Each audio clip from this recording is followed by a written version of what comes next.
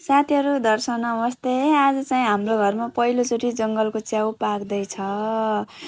दाइले चाहिँ यो च्याउ ल्याएर राखेको रहेछ, मैले देखेँ अनि चाहिँ म चाहिँ यो च्याउ पकाउन लागिरहेको छु। हामी चाहिँ जङ्गलको च्याउ एकदमै राम्रो मान्छौँ। हाम्रो सम्पूर्ण परिवारले एकदमै राम्रो मानेर खाइसिन्छ यो जङ्गलको च्याउ चाहिँ। हामी पनि पहिला बच्चा हुँदाखेरि एकदमै धेरै खान्थ्यौँ। बिहान बिहान पानी पानी पर्दा पनि जङ्गल गएर डोका डोका ल्याएर आउँथ्यौँ कि पहिले त प्रशस्त पाइन्थ्यो, तर तराईतिर त खासै नपाइदो रहेछ। तैपनि आज चाहिँ दाइले कताबाट ल्याएर आइसकेको रहेछ। अनि म चाहिँ लागेँ च्याउ सफा गर्नतिर। च्याउ चाहिँ एकदम मजाले सफा गरेँ अनि म चाहिँ च्याउलाई टुक्राएर अनि म चाहिँ लाग्छु अब च्याउ पकाउनतिर, किनभने अब साँझको समय भइसकेको छ। म चाहिँ च्याउ पकाउन थालेँ। मलाई चाहिँ च्याउ पकाउँदाखेरि खासै टमाटर चाहिँ खासै प्रयोग गर्न मन लाग्दैन, किनभने विशेष गरी मेथी, जिरा, खोर्सानी, लसुन, अदुवा, टिमुर विशेष लाग्छ मलाई चाहिँ। त्यही भएर मलाई चाहिँ टमाटर खासै म प्रयोग गर्दिनँ।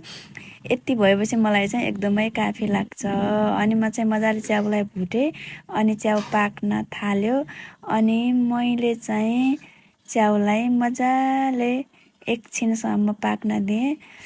अनि चाहिँ मैले तरकारी चाहिँ ढोकेर पकाउनु पर्छ भनेर एक सेकेन्ड भयो भने मैले च्याउलाई चाहिँ ढोकेँ। अनि चाहिँ मैले चाहिँ अदुवा, लसुन, टिमुर, खोर्सानीको पेस्ट चाहिँ राखेँ। बल्ल चाहिँ च्याउ खाम खाम जस्तो लागिरहेको थियो मलाई चाहिँ। मग मग बास आएर कति बेला खाम खाम जस्तो भइराखेको थियो, किनभने धेरै पछि यो च्याउ खाइएको थियो नि त। बाहिरतिर चाहिँ एकदमै पानी परिरहेको छ क्या साथीहरू। यस्तो राम्रो मौसम छ हिजो आज त, यति आनन्द छ। पानी परिरहेछ, राति दिउँसो पानी परेछ, यति शीतल छ।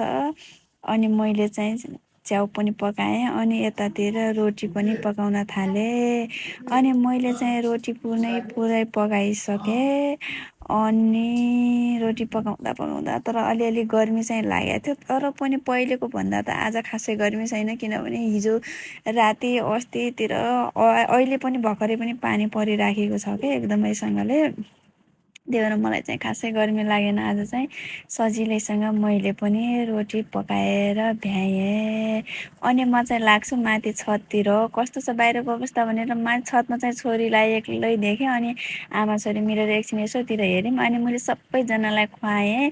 सबैजनालाई खुवाइसकेपछि म चाहिँ खान थालेँ। तर मलाई चाहिँ च्याउ यति मिठो लागेको थियो, यति मिठो लागेको थियो। तर अरू भयो भने म खान्थेँ होला, तर च्याउ नै थिएन। हजुर पनि एकदम होसियार पुर्याएर जङ्गलको च्याउ खानु होला। च्याउ रोटी एकदमै मिठो लाग्छ। अर्ग्यानिक खानेकुराहरू खानु होला। मैले पनि खाएँ। आजलाई चाहिँ यति। हामी फेरि अर्को भ्लगमा भेट्नेछौँ है त। सबैजनालाई गुड नाइट, शुभरात्रि।